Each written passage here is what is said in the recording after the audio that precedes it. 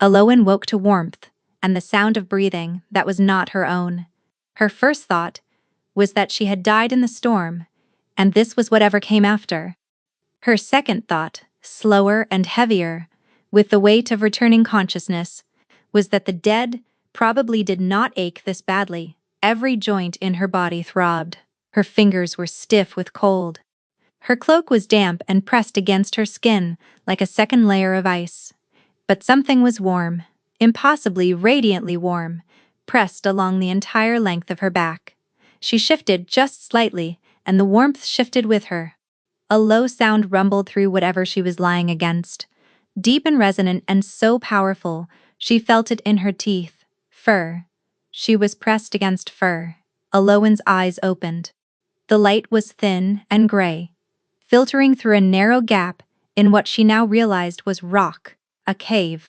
She was lying on a bed of dried pine needles and moss inside a shallow cave, and curled around her, so close that its body formed a crescent of heat against hers, was the largest wolf she had ever seen. Her breath stopped. The animal was enormous. Its shoulder would have reached her chest if they had both been standing. Thick, dark fur, almost black, but threaded with silver along the spine and muzzle. The paws tucked beneath its jaw were wider than her spread hand. She could feel the rise and fall of its ribs, each breath slow and heavy, and impossibly peaceful. This was not a wild wolf. Wild wolves did not grow this large. This was a shifter, an alpha, and not just any alpha. Eloan's mind raced. She remembered fragments from the night before. The storm rolling in across the Valthorn Mountains without warning, the sky turning black at midday. Running through trees she did not recognize, soaked and half-blind, the wind tearing at her cloak. Finding the cave mouth by accident, stumbling inside, collapsing on the dry ground, and feeling nothing after that. She had not noticed the wolf. She must have crawled right up against it in the dark, too cold and too exhausted to register what she was lying beside, and it had not killed her. It had not even woken up. Slowly, carefully, pressing her palms flat against the stone floor to push herself upright, the wolf's head lifted. Its eyes opened, and the breath left her lungs entirely. Gold. Bright, burning, ancient gold, with pupils that contracted to sharp black slits as they fixed on her. The wolf looked at her with an intelligence that made her skin prickle. Not a predator assessing prey, a deeper recognition. An awareness that seemed to say, "There you are." Then its foreleg moved, heavy and deliberate, and hooked around her waist. It pulled her back down against its chest with a low, possessive rumble that vibrated through her ribs. Aloan lay very still, her heart slamming so hard she was certain the wolf could feel it. Voices, distant at first, then closer. The crunch of boots on frozen ground. A man's voice, low and tense, giving orders she could not quite make out. Then another voice, calmer, responding. The wolf's ears flicked, but its body did not tense. If anything, it pressed closer to her, its muzzle dropping against her shoulder, its breath warm on her neck. Possessive, like it was making a point. Shadows darkened the cave entrance.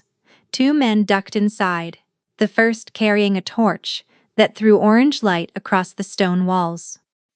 He was lean and sharp-featured, with watchful eyes and a hand resting on the sword at his hip. Behind him, two armed guards. The lean man saw the wolf first. His shoulders dropped with visible relief. Then he saw Aloan. The relief vanished. His expression went blank with shock.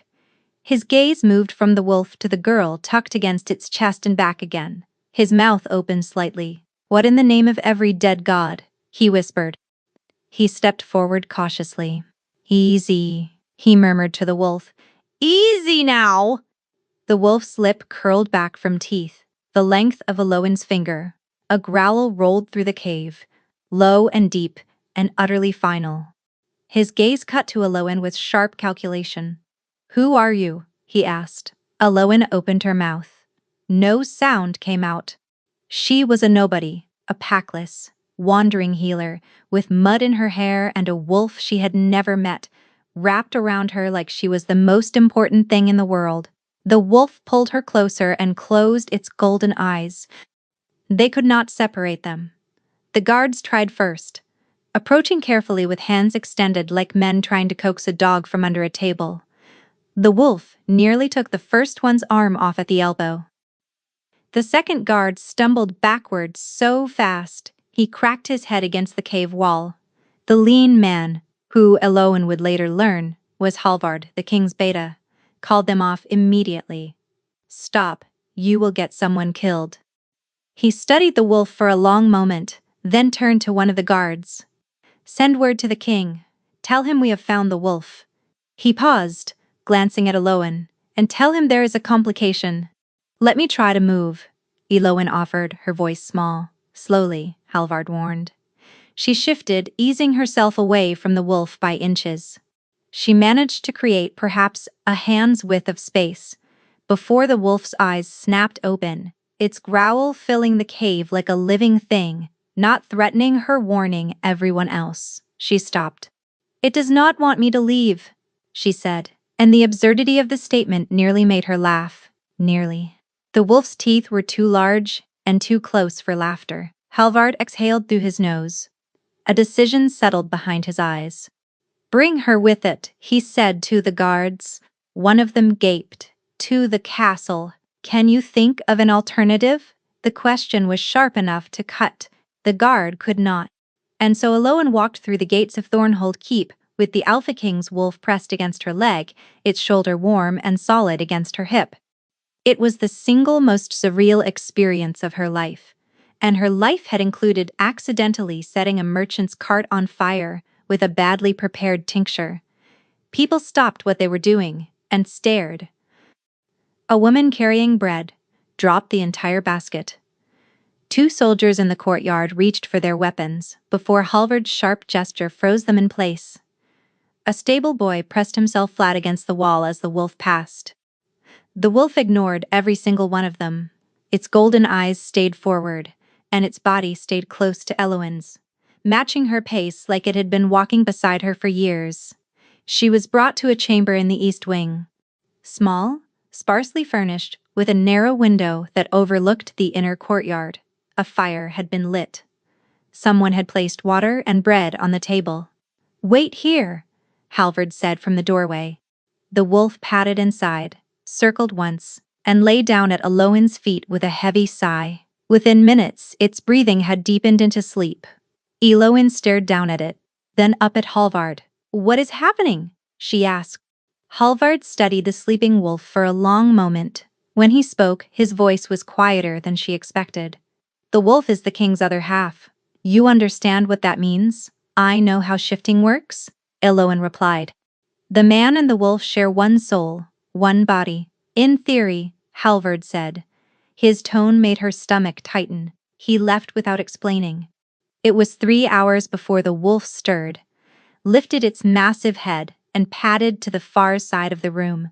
The shift happened with a sound like tearing cloth and a rush of displaced air. Where the wolf had stood, a man knelt. Tall, broad, dark-haired, still breathing hard from the transformation. He rose slowly and pulled a cloak from a hook near the door, wrapping it around himself. Then he turned and looked at Eloin. The difference between the man and the wolf was jarring. Where the wolf had been warm and instinctive and immediate, the man was controlled, contained. Locked behind walls so thick, Eloin could almost see them. The authority was undeniable, built into the set of his jaw and the way he held himself, like someone bracing for impact. Pain flickered across his face. Maybe. Or envy. Then it was gone. "My wolf has not obeyed me in 4 months," he said, and each word landed like a stone dropped into still water. "He has not been calm in 4 months. He has not slept willingly in 4 months. And in one night beside you, he did all 3. The weight of that statement pressed down on the room. "I need to understand why," Calder continued. His dark eyes found hers and held them. "You will stay in this castle until I do." He paused, and a ghost of discomfort flickered through his expression. almost an apology. "That is not a request." He turned and left before she could respond. Eloan sank onto the edge of the bed, her hands shaking. In the space where the wolf had slept, the pelt still held its warmth. She pressed her palm against them and felt an odd ache settle behind her ribs, faint and formless, like the echo of a sound she could not quite hear. The room was not a prison, but it was not freedom either. The door was unlocked, but a guard stood outside it every hour of every day. She was permitted to walk the courtyard, to visit the kitchens, to wander the lower corridors. But the gates remained closed to her, and every time she asked about leaving, the guard's face went carefully blank. Eloan had spent her entire life avoiding exactly this kind of situation. She belonged to no pack, carried no rank, claimed no territory. She had been raised by a human herbalist named Marin, who had found her swaddled in wolf pelts at the edge of the Greythorn forest as an infant. Marin had taught her plants, poultices, remedies, had given her a trade and a name and a life, even if that life was spent on the margins.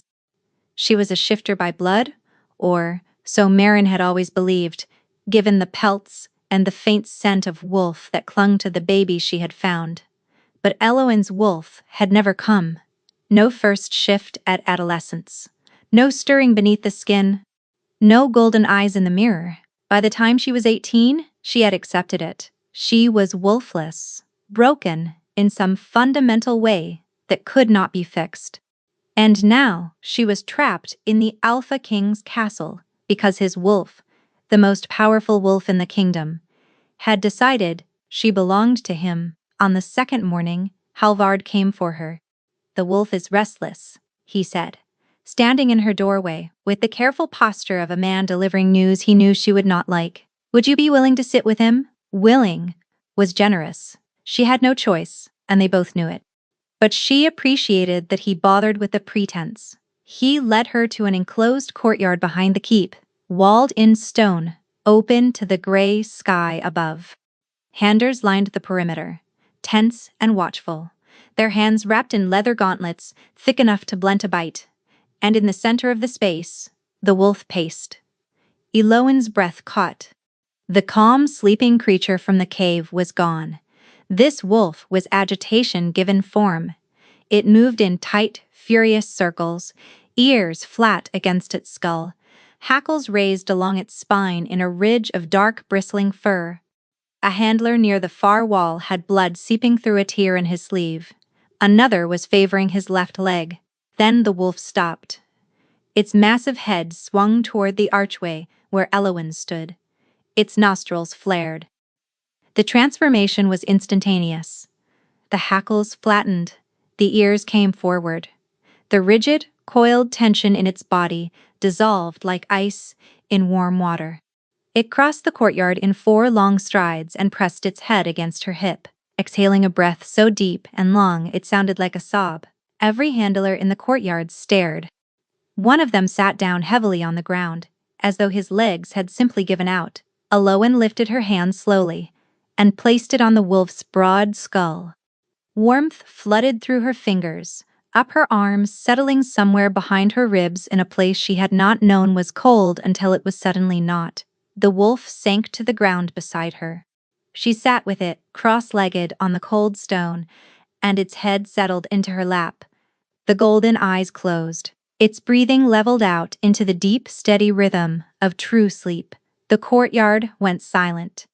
Halvard knelt beside her after several minutes, his voice pitched low enough that only she could hear. He has not slept like this since before the Ashenmoor campaign. The name landed with weight she could feel, but not explain. "What happened at Ashenmoor?" she asked. Halvard's face went still. The warmth left his eyes, replaced by something shuttered and careful. "That is not my story to tell." He stood and moved away, leaving her alone with the sleeping wolf, and a quiet that felt heavier than the stones surrounding them. An hour passed. Then 2. Eloan did not move. Her legs went numb, her back ached. She watched the wolf sleep, and felt the strange warmth behind her ribs pulse in time with its breathing. steady and sure. She became aware, gradually, of being watched. Not by the handlers, though they watched too. She lifted her gaze to the keep's upper windows and saw a figure standing in the shadowed frame, tall and motionless, looking down at her. Calder. She could not make out his expression from this distance, but she could feel the weight of his attention, like pressure against her skin. The wolf stirred in its sleep. A small whimper escaped its throat, soft and broken, and unbearably vulnerable for a creature of its size. Its paws twitched, its lip pulled back, revealing teeth. And for a single, disorienting heartbeat, Eloin saw a place that was not the courtyard. A dark forest, snow falling through bare branches. Chains stretched between trees, and at the end of them, pulling, straining, bleeding, a wolf with golden eyes. Then it was gone. The courtyard snapped back into place. Sunlight on stone, handers murmuring, the wolf calm beneath her hand. Eloin sat very still and told herself she had imagined it. Her hands were trembling, but she kept them pressed flat against the wolf's fur and did not let anyone see. She told herself it was exhaustion or hunger or the lingering strangeness of everything that had happened. She told herself a lot of things. In that moment, she did not believe any of them. Orla found her before Eloin could find Orla. The head healer was waiting outside Eloin's chamber the next morning, leaning against the stone wall with arms folded and a look on her face that suggested she had been there for some time. She was small, silver-haired, sharp-featured, with eyes the color of winter moss that missed absolutely nothing. Her apron was spotless, despite the herb stains on her hands, and the way she held herself reminded Eloin of a hawk on a fence post, still and watchful and utterly certain of its purpose. "Walk with me," Orla said, not a question. She led Eloin through the infirmary, past rows of neatly made cots and shelves lined with jars and bundles of dried herbs, through a rear door into a walled garden where the morning air was sharp and clean. She shut the door behind them and turned. "What I am about to tell you does not leave this garden." Eloin's stomach dropped. That sentence had never preceded good news in the history of language. "The king is dying," Orla said. The words landed like a fist. Eloin opened her mouth but nothing came out.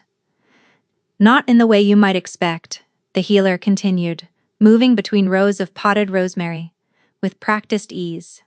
"His body is strong, his heart is sound.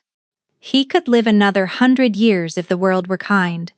But the world is not kind, and the king is losing his wolf, losing," Eloin repeated. "The bond between a shifter and their wolf is not a metaphor," Orla said, her voice low and precise. "It is a tether, a living connection between two halves of the same soul. When that tether frays, the consequences are catastrophic." She turned to face Eloin fully. "In the 4 months since the Ashenmoor campaign, the king's tether has been fraying. His wolf grows more feral, more disconnected from him with every passing week. He can barely control the shift anymore. When the wolf emerges, it does not recognize him as its other half. It treats him like a stranger." Eloin thought of the courtyard, the bleeding handler, the way the wolf had paced like a caged thing.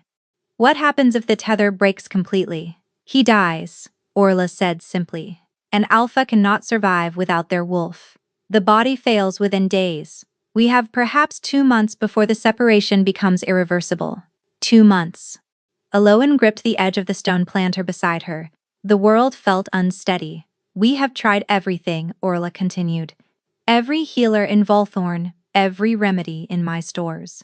Binding rituals, tether-strengthening tinctures, meditation, guided by the oldest wolf shamans in the Northern Territories." Her mouth thinned.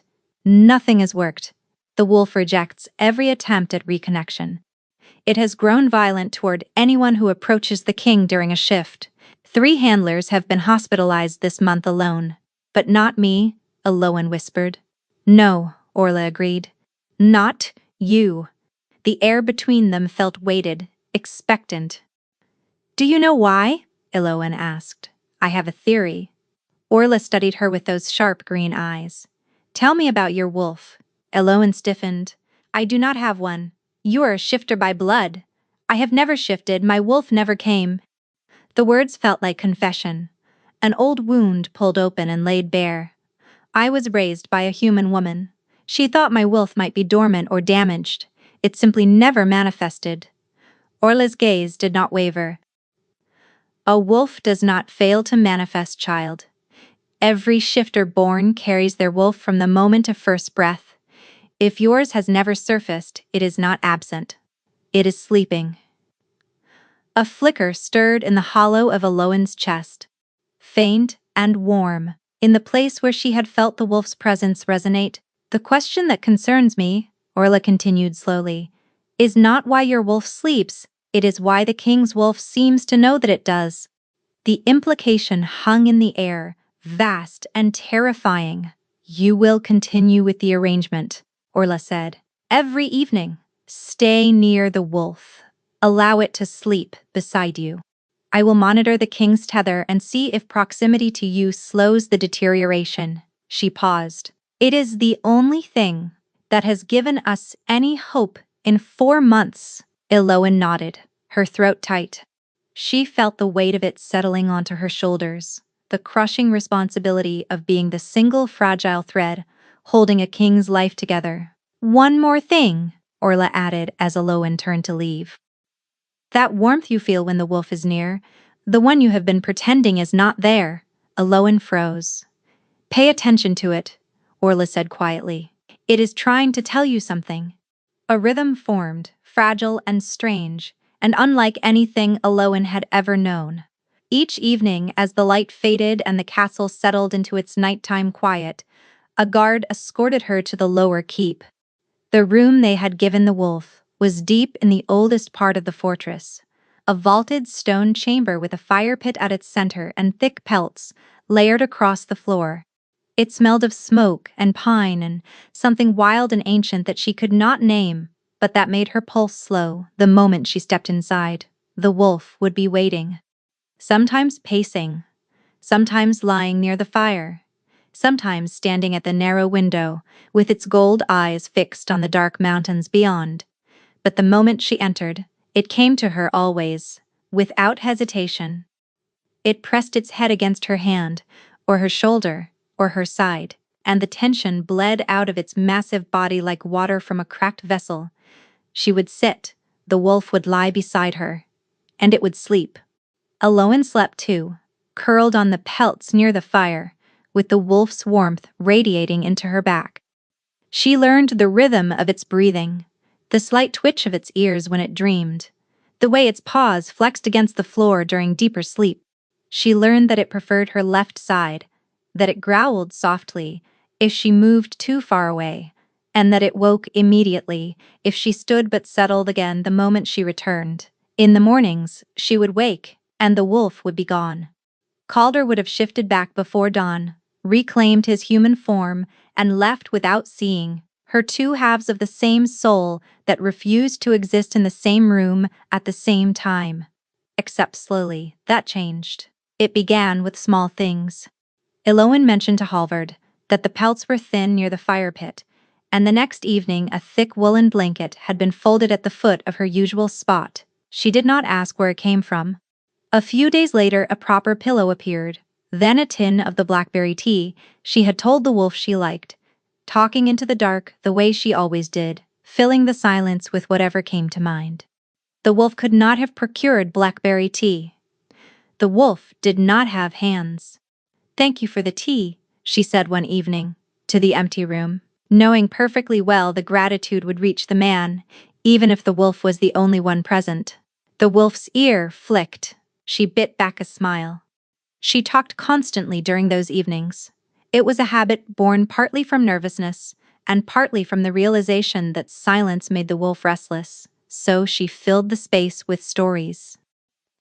The time she had accidentally cured a farmer's goat instead of the farmer, and the goat followed her for 3 villages, the way Marin used to sing off-key while grinding valerian root.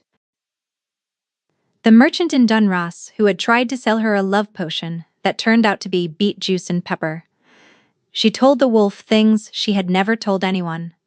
about growing up without a pack, about watching other children shift for the first time and knowing hers would never come, about the loneliness that lived in her bones, like a second skeleton, always present, never acknowledged. The wolf listened. Its gold eyes watched her face, and sometimes it pressed closer as though it understood. On the ninth evening, Calder was there when she arrived. He sat in a chair near the fire, still in human form, a report open on his knee. He did not look up when she entered, did not greet her, did not acknowledge her presence beyond a slight tension in his shoulders that told her he knew exactly where she was standing. Eloin hesitated in the doorway, unsure of the protocol.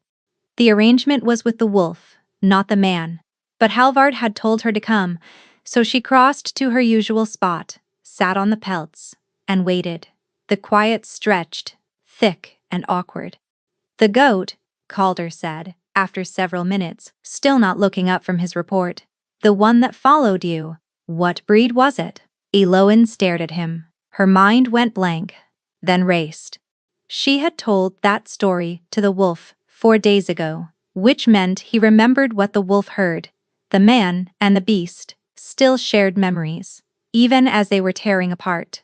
Blackmore pygmy, she managed. Stubborn as death, and twice as persistent. The corner of his mouth moved. Not a smile, not quite. But the ghost of one. The suggestion that somewhere beneath the iron control a man existed who was capable of amusement. It vanished before she could be certain. He read his report. She sat on her pelts. The fire crackled between them, and for the first time the quiet did not feel heavy. It felt almost companionable.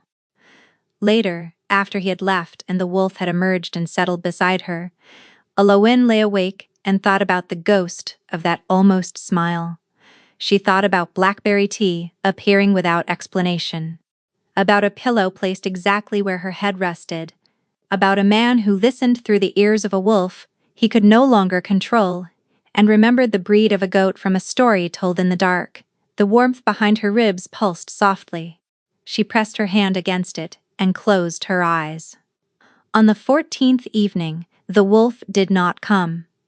Eloin waited for an hour in the firelit chamber, sitting on her pelts with her hands folded in her lap watching the door. The wolf always came. Every night, for 2 weeks, without fail. Its absence felt wrong in a way that went beyond disappointment and settled into dread. The door opened. Calder stepped inside, and the sight of him drove the air from her lungs. He looked destroyed. Deep shadows carved beneath his eyes. His skin pale and drawn. His shoulders hunched forward like a man carrying a weight that was slowly crushing him. He moved to the chair by the fire and sat heavily, and his hands, she noticed with a spike of alarm, were trembling. "He will not shift," Calder said, staring into the flames. "For the first time in months I wanted him to come, and he will not." The crack in his voice was small, almost inaudible. But Eloin heard it, and it broke open a space inside her chest she had not known existed. She did not ask permission. She rose from the pelts, crossed the distance between them, and knelt beside his chair. "How long since you have slept?" she asked quietly. He did not answer. He did not need to. The answer was written in every line of his face. Orla delivered the news with the clinical precision of a woman who had spent decades saying difficult things to people who did not want to hear them. "The tether is deteriorating faster than I projected," she told Eloin in the garden the following morning. "His wolf's periods of emergence are growing shorter and more erratic. The calm we were seeing in your presence was slowing the separation, but it is not enough." Eloin gripped the stone planter. "What else can we do?" Orla was quiet for a moment, choosing her words. "The wolf responds to your proximity.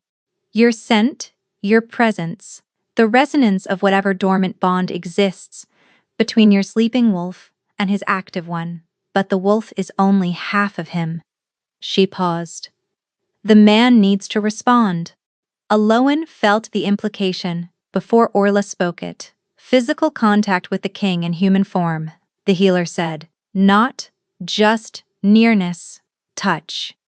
The tether is a living thing and it needs to feel you through both halves of him, not just the beast. The heat that crawled up Eloan's neck was immediate and ferocious. You want me to touch the king? I want you to keep the king alive, Orla corrected. The method is secondary to the outcome. Calder's reaction was exactly what Eloan expected. He refused. The word came out hard and flat and absolute, delivered from behind his desk, without looking up from the correspondence he was pretending to read. I am not going to be handled, he said. No one is suggesting handling, Halvard replied from the doorway, his tone carefully neutral. The healer is suggesting sustained physical contact during your evening rest period. That is handling with prettier language. It is survival, Halvard said quietly. Calder's jaw tightened until Eloan could see the muscle jumping beneath the skin. He said nothing for a long moment, and the air between them grew heavy enough to choke on. 2 days, Halvard murmured to her as they left. He resists everything for exactly 2 days, then accepts it like it was his idea. It took 3. On the third evening, Eloan entered the chamber to find Calder sitting on the pelts instead of the chair, not near the fire, on her spot, in her space. He looked profoundly uncomfortable, his back rigid, his hands resting on his knees, with the careful stillness of a man trying very hard to appear calm while being anything but. He did not look at her. Orla says proximity is insufficient. She does, Eloan confirmed, hovering near the door. She says, contact is necessary. She does. Another pause. His jaw worked, his gaze stayed fixed on the far wall. I do not know how to do this, he said, and the admission clearly cost him dearly, because his voice came out rough and stripped, like he had dragged the words out by force. Eloan crossed the room and sat beside him on the pelts, close enough that their shoulders nearly touched. She could feel the heat radiating off him, could smell his scent, cedar and iron, and a deeper note beneath both that was purely wolf, purely him. Her pulse hammered, but her hands were steady. You do not have to do anything, she said. Just sit. He sat. She sat. The fire crackled. Minutes passed. The tension in his body remained absolute, every muscle locked, every breath controlled. Then, Eloan reached over and placed her hand on top of his. The effect was immediate and devastating. Warmth exploded behind her ribs, the same warmth she had felt with the wolf, but magnified tenfold, blazing outward through her chest and down her arm and into the place where her skin met his. She gasped. Calder went rigid. His breath hitched. His eyes, which had been fixed on the wall, snapped shut, and when they opened, they were gold, not his usual dark gray. Gold. The wolf's gold. Bright and burning and alive in a way they had not been in weeks. The color lasted for only a moment, a single searing heartbeat, before fading back to gray. But Eloan had seen it, and she had felt the wolf surging forward inside him, reaching through the fraying tether with desperate, instinctive need. What was that? Calder breathed. Your wolf, Eloan whispered. He is still there. Calder's gaze held hers. Behind his eyes, raw and unguarded, desperate hope warred with the fear of believing in it. Then he looked away, swallowed hard, and said nothing, but he did not remove his hand. They sat together, as the fire burned low, palm against palm, her fingers small and warm, against his broad, calloused ones. She felt his breathing slow, felt the iron tension begin fractionally to ease. Not gone, not even close, but loosened, like a fist uncurling one finger at a time. She did not know when she fell asleep. She only knew that she woke in the gray hour before dawn, with her head resting against his shoulder, and his hand still gripping hers, not gently, tightly. His fingers were locked around hers, like she was the only solid thing in a world that was dissolving beneath him. His head was tilted against hers. His breathing was deep and even. He was asleep. The realization bloomed through her with warmth and terror, in equal measure, not just the wolf, the man. The man had fallen asleep beside her, holding her hand, his body finally surrendering to exhaustion, because her touch had given him permission to let go. Eloan did not move. She barely breathed. She watched the firelight play across his sleeping face, and saw what no one else was ever allowed to see. The hard lines softened, the tension dissolved, the relentless, grinding vigilance that defined his every waking moment simply ceased. He looked younger. He looked human. He looked like a man who had been carrying the world and had finally, just for a moment, been allowed to set it down. The ache in her chest burned steady and sure, and Eloan knew with sudden terrifying clarity that she was in very serious trouble. When he woke, it happened without warning. His body went rigid, his breath caught, and his eyes flew open. He registered their position in a single sweep, her head on his shoulder, his hand crushing hers, their bodies leaning together like two trees, grown into each other. He pulled away so sharply, she swayed into the empty space he left behind. He was on his feet in a heartbeat, his back to her, one hand pressed against the stone wall, his breathing ragged. "This cannot happen again," he said without turning around. Eloan's chest ached where the warmth had been. She flexed her empty fingers. "It helped," she said quietly. "Your wolf responded. Your eyes changed." He was silent for a long time.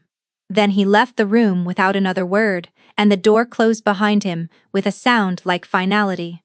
That night, Eloan dreamed. The dark forest was waiting for her. Colder than before, the snow deeper, the silence heavier. She moved between the bare, towering pines, her bare feet leaving no prints, her breath forming no clouds. The wrongness of the place pressed against her from every direction. She found the wolf. It was chained between two ancient trees, iron links wrapped around its chest and legs, biting into its fur. It was thinner than she remembered. Its gold eyes were dimmer.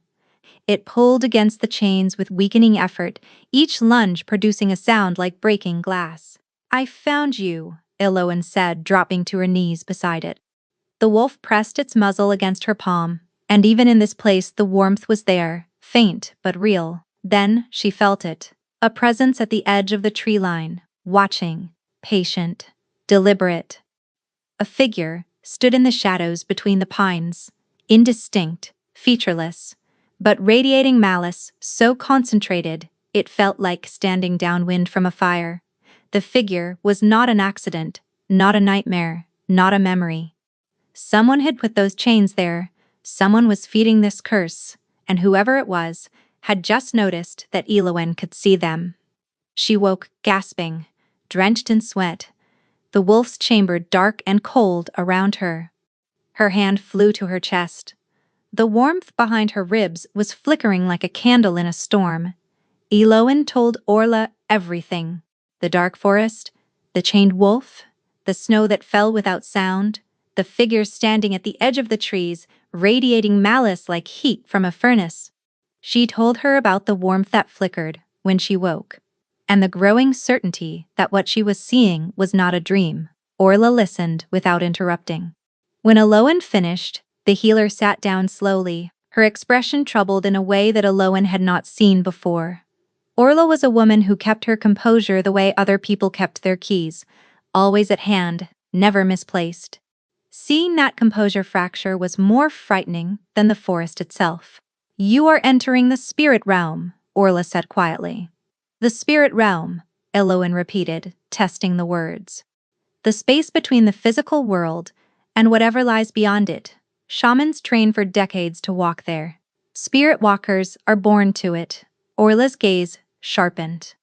"You should not be able to reach it at all, let alone stumble into it by accident. And yet I did. And yet you did." Orla folded her hands, "which tells me two things. First, whatever is happening to the king's wolf is rooted in that realm. The chains you describe are not metaphor. Someone is holding the wolf there, forcing the separation from this side." She paused. "Second, your connection to the king is deeper than proximity, deeper than scent. You are tethered to his wolf in a way that transcends the physical, and that tether is pulling you across the threshold. Eloan's hands were cold. She pressed them against her thighs. The figure I saw, standing in the trees. Describe it again. I could not see features. Just a shape, a presence, but it felt deliberate, aware. Like it had been there for a long time, and it knew exactly what it was doing. Orla's mouth thinned into a hard line. Then the chains did not come from nowhere. Someone placed them. That evening Eloan entered the wolf's chamber with a knot of dread lodged beneath her sternum. The wolf was there, lying near the fire, but the change in it stole her breath. It was thinner. The silver threading through its dark fur seemed duller, the gold of its eyes less bright. When it lifted its head to greet her, the movement was slow, heavy, like the simple act of recognition cost it dearly. She sat beside it and placed her hand on its shoulder. The warmth came, but weaker now. A candle where there had once been a hearth fire. The wolf pressed against her palm and closed its eyes. Eloan did not intend to cross over. She did not even know she was doing it until the cold hit her. One moment, she was sitting on pelts in a firelit room, her hand on warm fur. The next, the air turned to ice, and the firelight vanished, and the dark forest swallowed her whole. She was standing among the dead pines, snow drifting down through bare branches. The chained wolf was 10 paces ahead, its body wrapped in iron links that glowed faintly with a sickly greenish light she had not noticed before.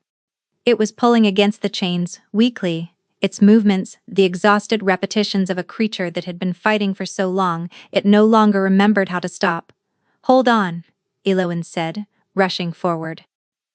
She dropped to her knees beside the wolf and wrapped her arms around its neck. The fur was real beneath her fingers, the cold was real, against her skin. This was no dream. She gripped the nearest chain and pulled. The iron burned her palms with a cold so intense it felt like fire.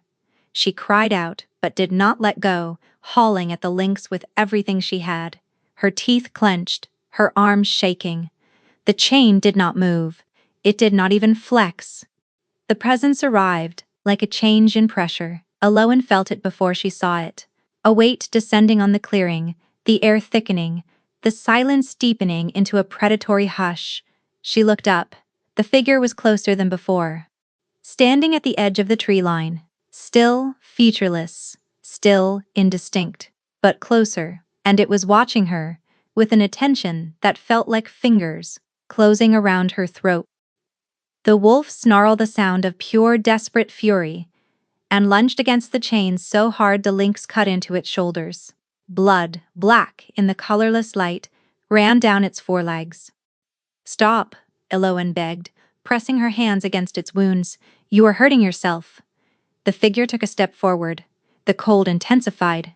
The wolf's snarl became a howl that tore through the dead trees and echoed into nothing. Eloan grabbed the wolf's face, pressed her forehead against its muzzle, and thought of fire. Warmth. The pelts on the chamber floor. The smell of cedar and iron. Calder's hand gripping hers in the dark. She poured everything she had into the connection between them and pulled.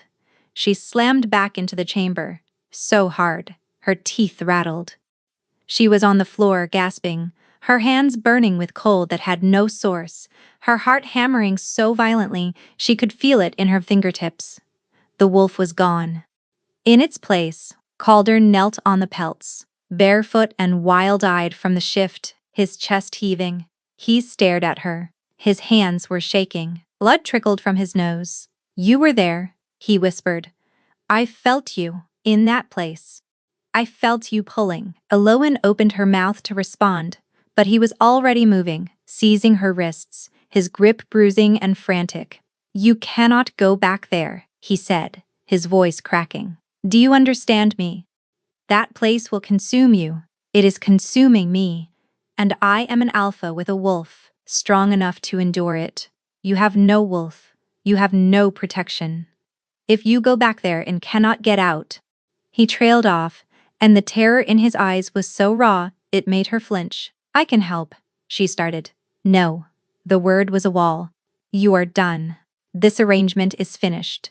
Calder, it is finished." He released her wrists and stood, putting distance between them. His voice dropped to a cold, controlled register. The king reassembling himself from the ruins of the man. I am grateful for what you have done, but I will not allow it to destroy you. Leave. Tonight. And do not come back to this room. Eowyn felt the words land like blows. She searched his face for any crack, any opening, any sign that the man who had held her hand in the dark was still reachable beneath the walls he was slamming into place. She found nothing. He had already gone somewhere. She could not follow. She left the chamber on legs that felt borrowed and stood alone in the dark corridor, pressing her burned palms against the cold stone, and felt the warmth behind her ribs gutter and dim like a flame starved of air. 5 days passed. 5 days of silence, distance, and a growing wrongness that Eowyn could not outrun no matter how hard she tried. She threw herself into work at the infirmary, grinding herbs and mixing poultices, and treating the steady stream of minor injuries that flowed through Orla's doors. She organized the storeroom. She cataloged the dried herb inventory. She scrubbed every surface until Orla told her firmly to stop before she wore a hole through the workbench. None of it helped. The warmth in her chest, the steady pulse that had grown so familiar, she had stopped noticing it. The way one stops noticing a heartbeat had turned wrong. Not gone. Worse. It burned. A low, constant, grinding ache that intensified every hour, spreading outward through her chest like cracks in heated glass. The migraines came first. Sudden and blinding, driving her to dark rooms with her hands pressed against her temples. Then the exhaustion, a bone-deep weariness that sleep could not touch. She ate because Orla made her. She slept because her body demanded it. But the rest brought no relief, and the food sat in her stomach like stones. She caught glimpses of Calder across the courtyard, in the corridors, once through the open door of the council chamber as she passed. He looked worse every time. The hollows beneath his eyes had deepened into bruises. His movements, once fluid and commanding, had become stiff and deliberate, the movements of a man conserving every scrap of energy because he had so little left. Halvard found her on the 3rd day. He said nothing about the arrangement, or the wolf, or the king. He simply looked at her, at the shadows under her eyes, and the way her hands trembled when she reached for the mortar, and his expression told her everything she needed to know. He has not shifted since that night, Halvard said quietly. He cannot. The wolf will not come. The words punched through her. At all? He has tried every evening. Alone in the chamber, for hours, nothing. Halvard's voice was steady, but his eyes were not. The tether is nearly gone, Eowyn. I can see it, in the way he moves, the way he breathes. Like half of him has already left. Eowyn pressed her fist against the ache in her chest. He will not let me near him. I know. Then what am I supposed to do? Halvard did not answer.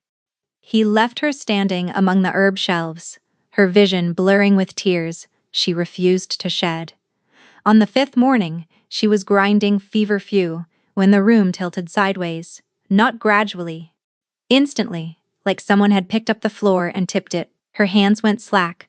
The mortar clattered against the bench. She gripped the edge of the table and watched the world dissolve into white static at the edges. Orla, she managed, but the word came out wrong. Too quiet, too far away. Then the static swallowed everything, and she was falling. She did not feel herself hit the ground. She felt arms. Strong, desperate arms, catching her before impact, pulling her against a chest that was heaving with ragged breaths. She felt a heartbeat slamming against her cheek, and she heard her name, spoken in a voice so raw and wrecked it barely sounded human. Eowyn. Then again louder, cracking. Eowyn. She could not open her eyes, but she knew. She knew the scent, cedar and iron and wolf. She knew the hands cradling her head. She knew the low, dangerous growl that rumbled through his chest when someone else tried to approach. She felt a hand brush the hair from her face, with a tenderness that contradicted everything about the sound coming from his throat. And in the darkness behind her closed eyes, she felt his wolf surge forward at the moment of contact, reaching through the shattered tether because she was falling and the beast inside him could not bear it. When she finally opened her eyes, she was in the infirmary. Clean sheets, thin pillow, the familiar smell of dried rosemary and antiseptic. And Calder, sitting beside her bed with his head in his hands, looking like a man who had watched the world end and been helpless to stop it. His eyes were gray again. But the evidence of gold still lingered in the way he looked at her when he raised his head, like she was the only thing left in a room he had already burned down. "You are an idiot," Eloin croaked, his expression shattered, not anger. A devastation far more dangerous. "Yes," he agreed, "I am." Orla shut the infirmary door with deliberate firmness and turned to face Calder, with the expression of a woman whose patience had not merely run out but had packed a bag and left the kingdom entirely. "You have two options," the healer said. "You can tell us what happened at Ashenmoor, everything right now in this room, or you can continue your current strategy of noble self-destruction and take this girl down with you." Calder's jaw tightened. "She is not involved. She collapsed because of you," Orla said flatly. "Her body is failing because whatever connection exists between you is being stretched past its breaking point by your insistence on separation. So yes, Your Majesty, she is involved. She has been involved since your wolf chose her in that cave." Eloin pushed herself upright against the pillows. "She is also right here, and would prefer not to be discussed as though she were absent." Calder looked at her. The fight drained from his posture in stages. First, the rigidity in his shoulders, then the set of his jaw, then the clenched hands, uncurling one finger at a time. He looked exhausted, in a way that went beyond the physical. A man hollowed out by something he had been carrying alone for too long. "Ashenmoor," he said, and the word came out like a stone pulled from a wound. He told them. The Ashenmoor territory had been ruled by a pack led by an alpha named Soren Greycliff, a reasonable man once, a man Calder had respected, had broken bread with, had trusted to keep the eastern border stable. But the hard winter, 2 years past, twisted things in Soren. The losses, the starvation, the desperation, they warped a fundamental part of him. He began raiding neighboring territories for resources, then for land, then for the sheer momentum of violence that had become the only language he understood. Calder had sent envoys, offered aid, grain, timber, healers. Every offer was rejected. The raids intensified, villages burned, people died. His people, innocents, who lived near the border and had no quarrel with anyone. "I did not want war," Calder said, his voice rough. "I tried every alternative, every negotiation, every concession I could justify. Soren would not hear it. He wanted the throne, or he wanted blood, or he wanted both. I was never certain which." The campaign lasted 3 weeks. It ended in a single devastating battle at Ashenmoor Pass, where Soren's forces were broken and Soren himself fell. But the battle was not the wound. The wound came after. Calder's hands were fisted on his knees, the knuckles white. In the final hours of fighting, the lines collapsed. It became chaos, close quarters, no formations, no strategy, just wolves tearing each other apart in the mud and the smoke. He stopped, swallowed. "There was a healer," he continued, and his voice dropped to barely audible. "A woman named Veda. She had set up a field station between the lines. She was treating wounded from both sides. Ours, theirs. It did not matter to her. She was a healer. That was all she cared about." Eloin felt ice forming in her stomach. She already knew where this was going. My wolf was in the blood rage. I could not control it, could not see through its eyes.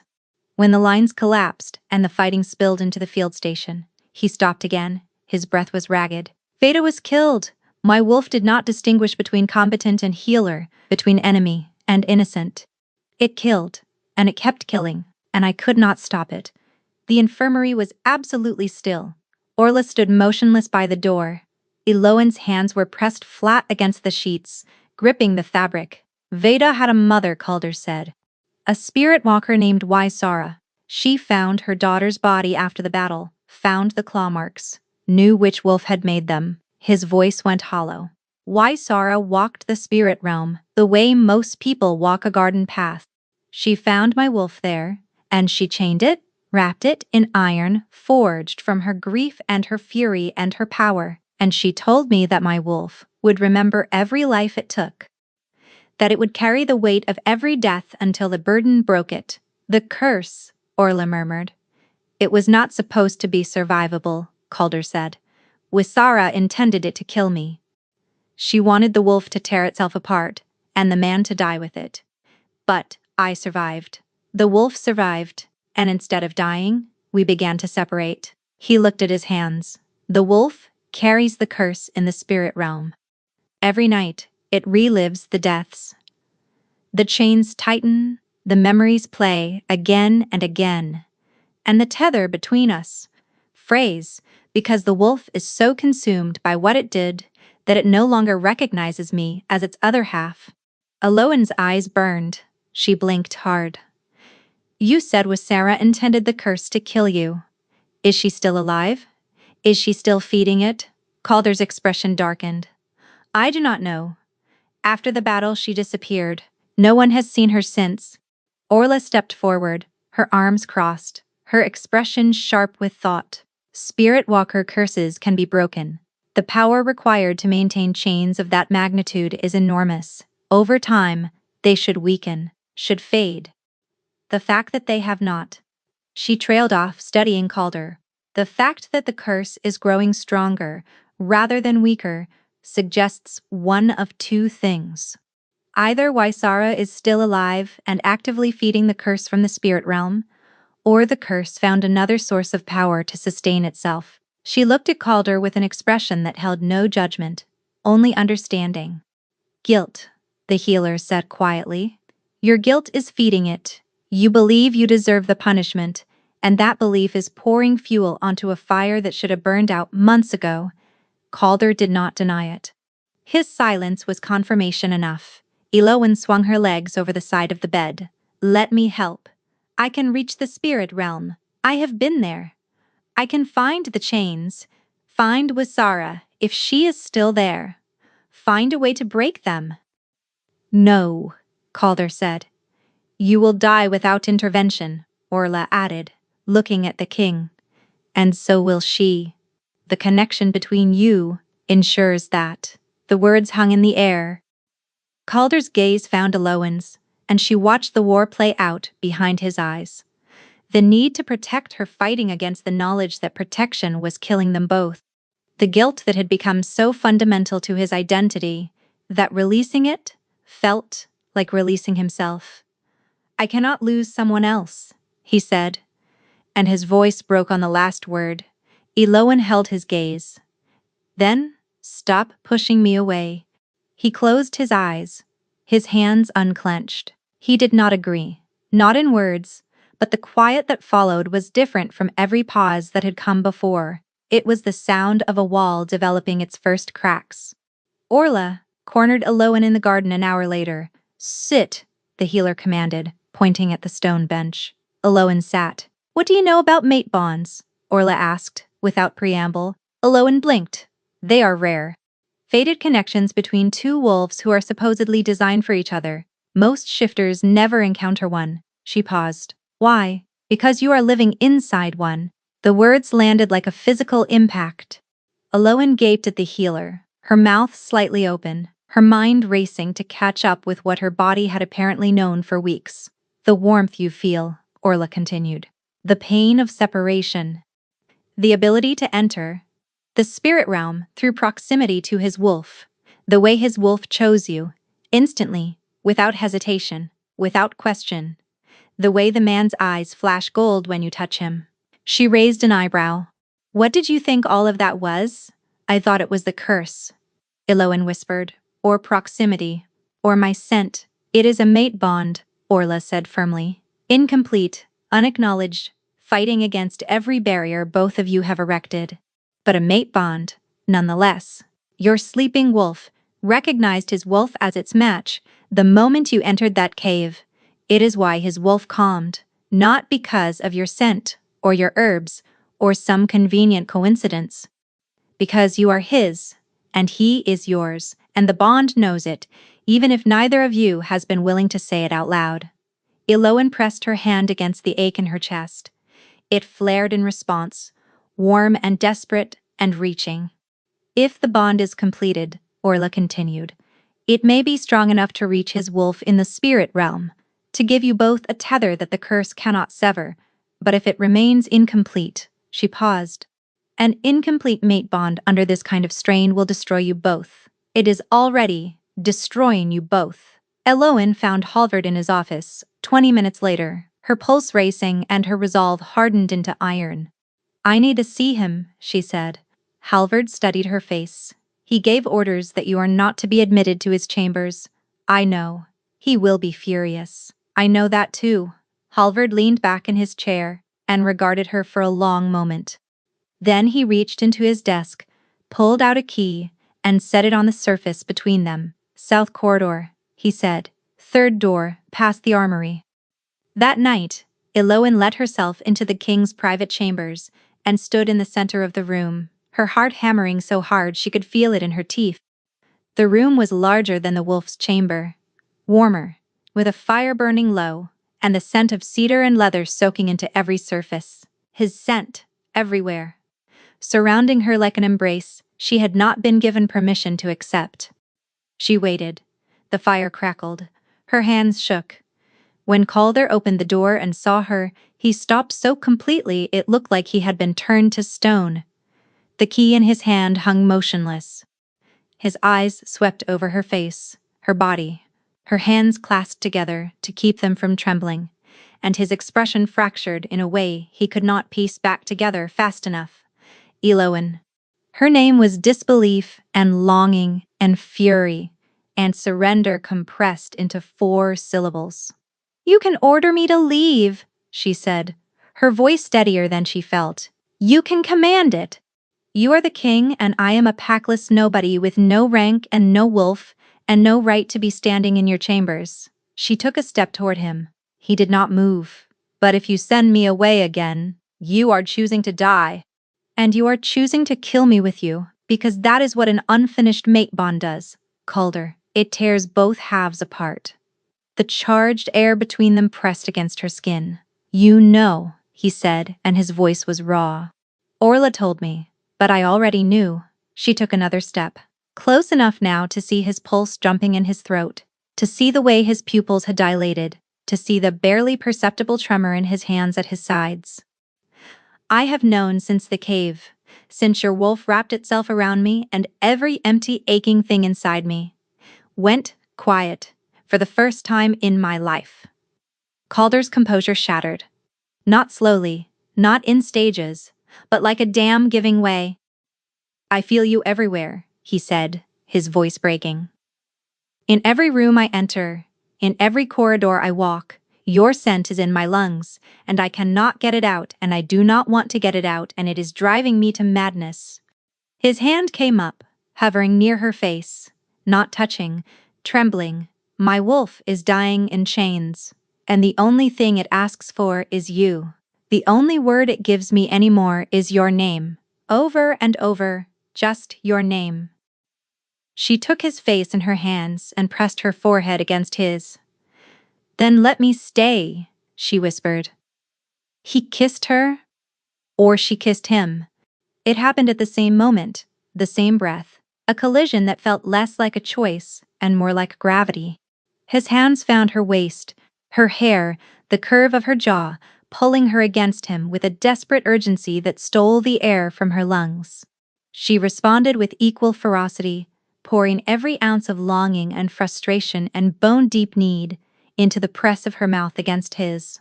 If I do not stop, he said, against her lips, his breath ragged, I will not be able to. Then do not stop, she said. He lifted her with an ease that made her breath catch, carrying her across the room. What followed was overwhelming and tender and fierce. 2 people who had been starving finally given permission to eat. Every touch felt like a homecoming. Every breath shared between them deepened a connection that went far beyond the physical, as though two broken halves of a single vessel were finally being fitted back together. And then his teeth found her neck, the claiming bite, instinctive and sure, and the bond blazed to life. It exploded through her chest, like sunlight breaking through storm clouds, golden and warm, and so vast it filled every hollow space inside her. She felt him, truly felt him. Not just his presence, but his soul, the man and the wolf and the grief and the love and the desperate clinging hope that he had been hiding behind walls for months. She marked him in return, claiming him as hers. And the bond flared brighter, sealed, complete, unbreakable. They lay tangled together afterward, his arms wrapped around her, her head on his chest, their breathing slowly steadying into a shared rhythm. The bond hummed between them like a living thing, warm and golden and sure. "I should have let you stay," he murmured against her hair. "Yes," Iloan agreed. "You should have." His arms tightened, she felt him smile against her temple. Sleep came for them both, gentle and irresistible. Iloan closed her eyes and let the warmth carry her under, feeling safer and more whole than she had ever felt in her life. She woke in the dark forest. The cold was absolute. Not the cold of winter or stone or empty rooms. A cold that lived in the bones, that pressed inward from every direction, that existed specifically to remind you that warmth was a thing you had once known and would never know again. Iloan stood among the dead pines, barefoot in the snow, and felt the bond flaring in her chest like a torch. Beside her, Calder stood rigid, his jaw locked, his fists clenched at his sides. He was here.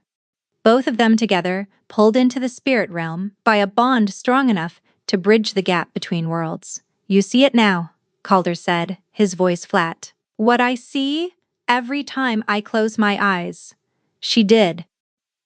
The forest stretched endlessly in every direction, the trees reaching upward like the fingers of drowned men. The snow fell without wind, without sound, without temperature, just a visual wrongness that added to the suffocating unreality of the place. And ahead, in a clearing, the wolf. Iloan made a sound in her throat, involuntary and broken. The wolf was worse. So much worse than the last time she had been here. The chains were tighter, biting deep into its body, wrapped around its legs and chest and throat in layers that glowed with that sickly greenish light. Its fur was matted and dull. Its gold eyes, those brilliant burning eyes that had looked at her with such recognition in the cave, were dim and glassy. It was still breathing, barely. "Every night," Calder said beside her. "Every night for 5 months, I have stood here and watched it suffer. And every night, I am unable to do a single thing to stop it." Iloan started toward the wolf, but Calder caught her arm. "Wait," he said. "They come first." They came. From the fog, from between the trees, from the spaces where the shadows pooled too deeply. Figures. Dozens of them, then hundreds, emerging from the gray in a slow, terrible procession. Soldiers in bloodied armor. Civilians with hollow eyes and wounds that gaped and wept. Wolves in human form broken and wrong, moving with the disjointed gait of things that remembered walking but had forgotten why. The dead of Ashen Moor, every single one. They filled the clearing, surrounded the chained wolf, and stood in silent accusation. Their eyes were fixed on Calder, not on Iloan, not on the wolf, on him, the man who had ordered the march. The man whose wolf had killed without discrimination in the chaos of battle. Iloan felt Calder's grief through the bond, a tidal wave of guilt and horror and bottomless sorrow that nearly drove her to her knees. He carried this. Every night, this was the weight that was killing him, and he had borne it alone because he believed he had earned it. Then the figures parted, and she walked forward. Veda. Iloan knew her instantly, not from sight, but from the way Calder's guilt crystallized and focused into a single point of agony, so sharp it cut through the bond like a blade. The healer was young, younger than Iloan, with kind eyes and gentle hands and a wound across her chest that told the story of how she had died. She wore a healer's apron, still stained with the blood of the people she had been trying to save when the fighting reached her. She stopped in front of Calder and looked up at him. "You promised safety," Veda said, and her voice was soft and terrible. "You promised the healers would be protected. You gave your word." Calder's face contorted. "I know. Your word was not enough," Veda continued. "Your wolf did not care about promises. It only cared about blood." Aloan felt Calder buckle beside her, felt his knees weaken, felt the bond flood with a self-loathing so profound it tasted like ash in her mouth. He believed every word. Not because the ghost was saying it, but because the ghost was using his own thoughts, speaking the poison he had been drinking willingly for months. And behind the ghost, behind the dead, standing at the far edge of the clearing with arms outstretched and palms glowing with greenish light, was the figure from the trees. Sarah. Eloan could see her now. An old woman, gaunt and hollowed by grief, her eyes burning with the same sickly light as the chains. She was not a memory. She was not a ghost. She was here alive, feeding the curse from the spirit realm, pouring her rage and her loss into the chains that held the wolf. But even as Eloan watched, she saw the truth that Orla had named. Isara's power alone was not enough. The chains should have weakened months ago, should have faded. The Spirit Walker's grief was vast, but grief was finite. It burned hot, and then it burned out. What kept the chains strong, what kept them growing tighter, what made this prison inescapable, was not Wisara's fury. It was Calder's agreement. He believed he deserved this. And that belief was the lock that no key could open from the outside. Eloan turned to Calder. He was on his knees now, his head bowed, his hands pressed flat against the cold ground. The dead surrounded him in their silent chorus, and Veda's ghost stood before him like a mirror, reflecting everything he hated about himself. The bond between them was screaming. She could feel it, a raw, desperate pull trying to drag him back from the edge of surrender. He was letting go, not of the guilt, but of himself, agreeing with the curse, the way a drowning man agrees with the water. "Calder," she said, kneeling beside him, "look at me." He did not move. The dead pressed closer, Sarah's hands burned brighter. The chains around the wolf tightened with a sound like cracking bones, and the wolf let out a whimper, so broken it brought tears to Eloan's eyes. She grabbed his face with both hands and forced him to look at her. His eyes were gray and empty and resigned, and the sight of them terrified her more than anything else in this terrible place. "You think you deserve this," she said. "I can feel it through the bond, every thought, every belief. You think Veda's death was your failure. You think the wolf's violence was your fault. You think that if you suffer enough, if you let the curse take you apart piece by piece, it will somehow balance the scales." He tried to look away. She held him firm. "It will not," she said, her voice shaking. "It will never be enough because that is not how guilt works. You could suffer for 1,000 years and it would not bring Veda back. It would not undo a single death. All it will do is add one more body to the count. Yours." "I could not control my wolf," Calder said, and the words scraped out of him like broken glass. "She was healing people, she was saving lives on both sides. And my wolf tore through that field station, like every person in it was nothing more than meat." Veda's ghost moved closer. "A better king would have stopped it," the ghost murmured. "A better man would have held the leash." Eloan felt the words land in Calder's chest through the bond, felt them sink into the wound that had become the foundation of his identity. And she felt a fierce, furious certainty rising inside her, born from the same place where the warmth lived, the place that had been empty her entire life, until a wolf in a cave had filled it. "I know what it feels like," Eloan said, "to believe you are fundamentally broken." Calder's eyes flickered, a crack in the emptiness. "I was left on a forest floor as an infant," she continued, her voice steady, despite the tears running down her face. wrapped in wolf pelts, no name, no pack, no explanation, and my wolf never came. Every other shifter I ever met had their wolf by the time they were 12. I waited, I prayed, I begged, and nothing came. She took a shaking breath. So, I decided I was the problem. That I was defective. That my parents had known it, and that is why they left me. And I spent my entire life trying to earn my right to exist by being useful, by being small, by being whatever anyone needed me to be, so they would not leave me too. The ghost of Veda wavered. Ysara's glow flickered.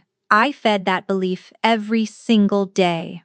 Eloin said. I wrapped it around myself like chains, and I called it truth, and it was eating me alive, Calder, the same way your guilt is eating you. She pressed her forehead against his.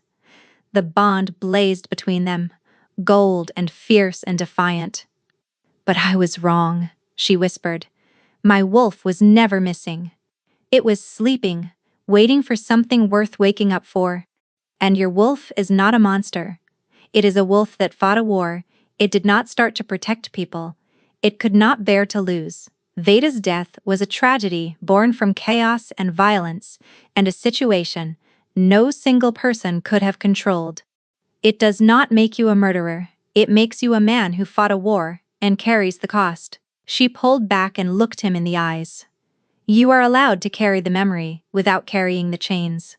You are allowed to grieve Veda without letting the grief kill your wolf.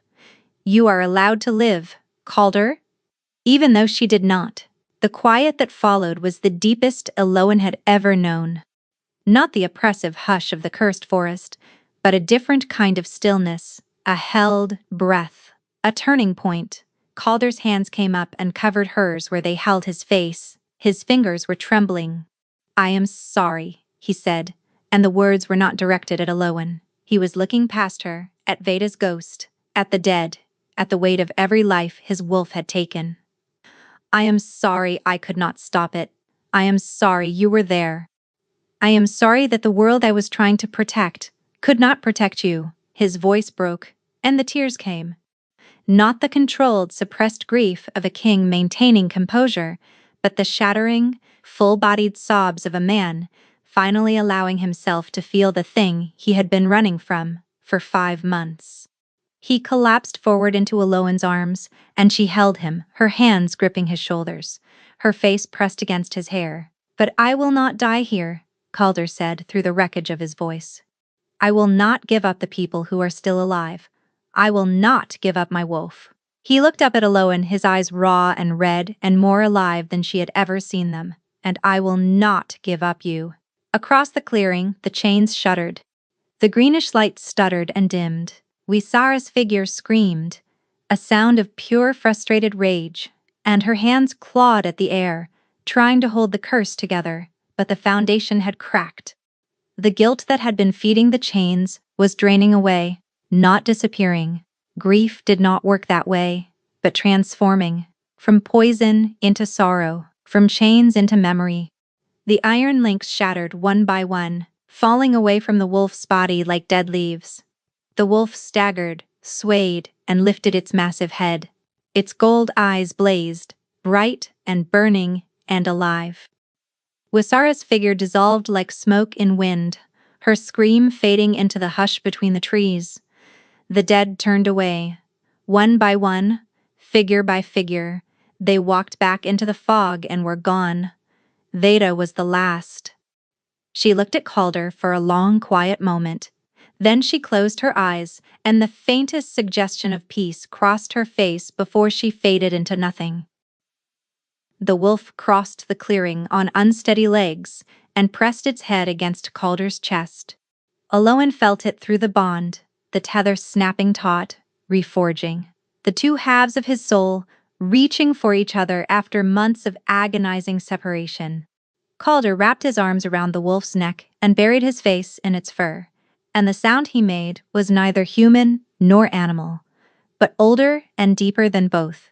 The forest dissolved. The snow stopped falling. The cold retreated.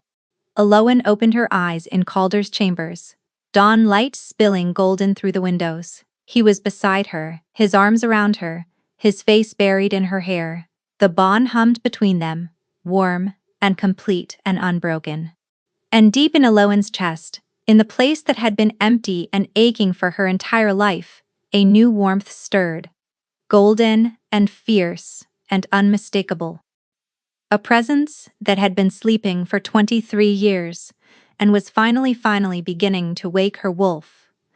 The wolf and the man did not heal overnight. The tether, reforged in the spirit realm, was strong but tender, like a bone that had been broken and set. It needed time and care and patience, and Calder had never been a patient man, but he learned. He shifted again, fully, for the first time in months, 3 days after the curse broke. Eloan was there when it happened, standing in the courtyard, as the great dark wolf emerged, and shook itself, and turned those blazing gold eyes on her with an expression of such profound, uncomplicated joy that she laughed through her tears. The wolf crossed to her and pressed its head against her hip, the same gesture from the cave, the same warmth, but different now, chosen rather than desperate, peaceful rather than grasping. The wolf knew her, and the man inside the wolf knew her, and they were the same at last. Eloan's own wolf continued to stir. It did not emerge in a single rush, but in pieces, in fragments of warmth and sensation and instinct that grew stronger with each passing week. The first time her eyes flashed gold in the mirror, she nearly dropped the teacup she was holding. The first time she growled, actually growled, at a stable hand who startled her, she clapped her hands over her mouth in horror and apologized for 10 minutes straight. Calder found this unbearably endearing, though he would never have used that word. Their mating was announced to the court on a cold morning in late autumn. A packless, wolfless foundling as the Alpha King's fated mate. The hush that followed the announcement was so complete that Eloan could hear the banner ropes creaking in the wind outside. The whispers came later. She heard them in corridors, in the kitchens, in the careful pauses between words when courtiers addressed her with smiles that did not reach their eyes. "They will adjust," Calder told her that evening, pulling her against his chest in the firelit warmth of their chambers. "And if they do not, they can take the matter up with their king, who is unreservedly and irrevocably in love with his mate and has no interest in pretending otherwise." Eloan smiled against his shoulder. "Unreservedly. Do not make me repeat it." "Irrevocably," he growled, low and warm, and tightened his arms around her. Months passed. The nightmares came less often. Some nights Calder still woke with a sharp breath and reaching hands, and Eloan was there. Always there, her fingers finding his in the dark, her voice steady and sure. "I am here," she would whisper, and the wolf inside him would settle, and the man would breathe, and sleep would return. On a morning in early spring, Eloan woke to pale gold sunlight, and the sound of breathing beside her. Calder was still asleep, deeply and peacefully asleep, one arm draped across her waist, his face more relaxed than she had ever seen it. No tension, no vigilance, just rest. She lay beside him and listened to his heartbeat, steady and strong, and felt the bond humming between them, like a song she had always known, but never heard until now. Deep in her chest, her wolf stirred warmly, stretching, growing, almost ready. Eloan closed her eyes and smiled, and they slept.